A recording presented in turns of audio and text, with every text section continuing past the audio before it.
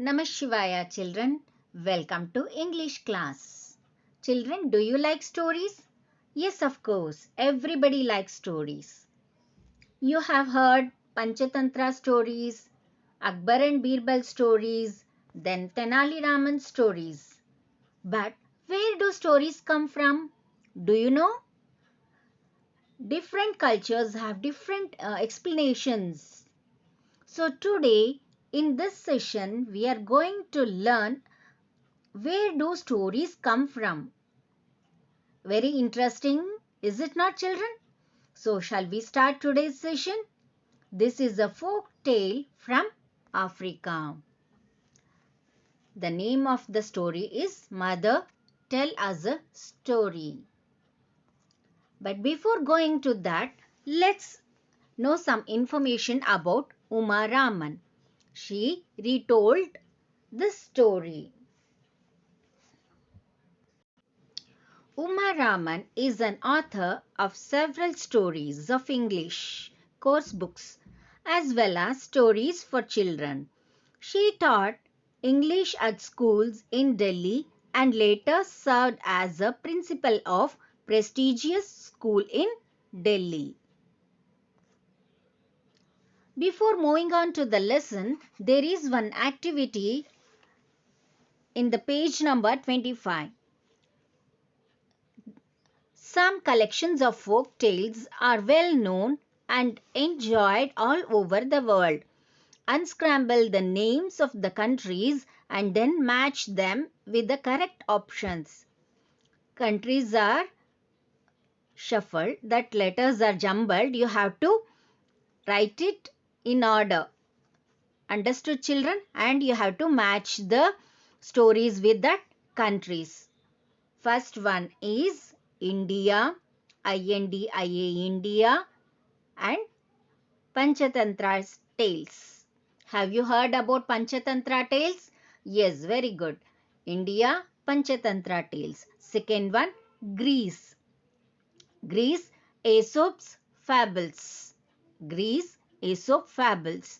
Then third one is Germany, Grimm's fairy tales. Third one is Germany, Grimm's fairy tales. Fourth one, Persia, 1001 Nights. I think all of you have done this. Okay, shall we move on to the lesson, children? Now I would be reading the lesson and then I would be explaining the lesson for you all. When I am reading the lesson, keep your fingers on the textbook on the line. Try to repeat after me. Okay, children? So, shall we start? Mother, tell us a story. Manza's children said when they sat around the fire at night. Manza couldn't think of a story, however hard she thought. No one else in the village knew stories. The village where these story-seeking children lived was in Zululand in Africa. People hunted for meat or tilled the land in the village. Sometimes they fished or caught crabs. The villagers who were clever with their hands wove baskets and made wooden carvings. The cleverest of them was Zenzil, Mansa's husband. He carved birds, trees, plants, flowers, and animals. However, he knew no stories. One day, Zenzil told Manza, "Go look for stories. I will look after our home and children." Manza thought that was a very good idea. She packed some food and kissed her children with her basket on her head and the colorful beads on her dress. Swaying, Manza set out to look for stories. A hare looked at her curiously.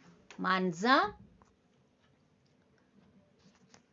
knew that the hare was tricky. tricky fellow, but she decided to ask him if he knew any stories. You never know who can be of help. Oh, clever hare, she said in a flattering tone. Do you know any stories? My children want to hear stories every evening. Stories, the hare said. I know millions, but I have more important things to do. So saying, he bounded off. Bounded means jumped. Manza knew he was lying. He had no stories. He was a real trickster. Then Manza met Finn the baboon and her babies. Finn, she called, do you tell your children stories? What are stories? Asked Finn. I am busy keeping my babies fed and warm. I have no time for anything else.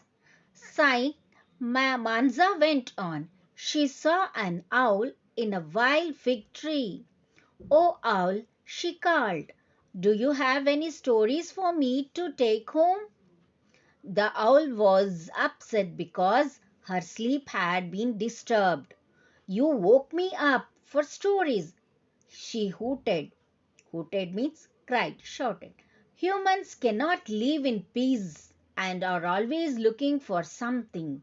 She grumbled as she settled down and began to nod off again. Manza walked on sadly. She saw an elephant, ears flapping, as he ate bananas. Kind elephant, she asked, do you know any stories? My people are hungry for some tales. Where can I look for them? The elephant felt sorry for her. I don't know any stories, he said, but the king of birds, the eagle, flies high in the sky and sees many things do. Others do not. That is a good idea, Manza exclaimed. Thank you. Now I would be explaining the lesson for you children. Manza Manza and her family lived in Zululand in Africa. One day the children asked, Mother, tell us a story. When they sat around the fire at night. But she couldn't think of a story and no one else in the village knew stories. The people in Zululand hunted for meat or tilled the land. Tilled means prepared the land to grow crops. They fished or caught crabs. People who were clever with their hands wove baskets and made wooden carvings. The cleverest of them was Zenzil. He was Mansa's husband. He carved birds, trees, plants, flowers and animals. But he knew no stories. So he told to his wife, go and look for stories and he would take care of the family. So Mansa packed some food and set out with a basket on her head and the colorful beads on her dress. On the way, she met a hare and she asked him, do you know any stories? My children want to hear stories every evening. But the hare said that he knew million stories, but he had many other important things to do. And he bounded means jumped. He jumped off. Manza knew that he was lying. Then she met the baboon and asked her, do you tell your children stories? Baboon replied, what are stories? I'm busy and I have no time for anything. Manza went on and she met an owl. She asked the owl, "Do you have any stories for me to take home?" The owl was very upset as her sleep had been disturbed by Manza. The owl grumbled and began to nod off again. Manza walked on sadly. Look at this picture. Owl. She met an elephant and asked, "Do you know any stories?" The elephant felt sorry for her and said, "I don't know any stories, but the king of birds, the eagle, flies high in the sky and sees many things." Manza was very happy. She thanked the elephant. Okay, let's continue the lesson in the next class, children. Now I have given some keywords which you have to write it in your CW. Okay, first one is tilde. T-I-L-L-E-D, tilde. Second one, carvings. Third one, swaying. Fourth one, curiously. Fifth one, tricky. Sixth one, hooted. Seventh one, swooping. Eighth one, startled. Ninth one, dwelling. 10th one, clamored. I have given 10 keywords. I think you know how to write in your CW. First, open your index page, write the serial number, date, and write the title. In the title column, write the name of the lesson. What is the name of the lesson, children? Yes, Mother, tell us a story. And then your first main is keywords. You have to write all the 10 keywords in your CW. Okay, children, I'll meet you in the next class with the continuation of this lesson. Until then, stay home, stay safe. Thank you. Namah Shivaya.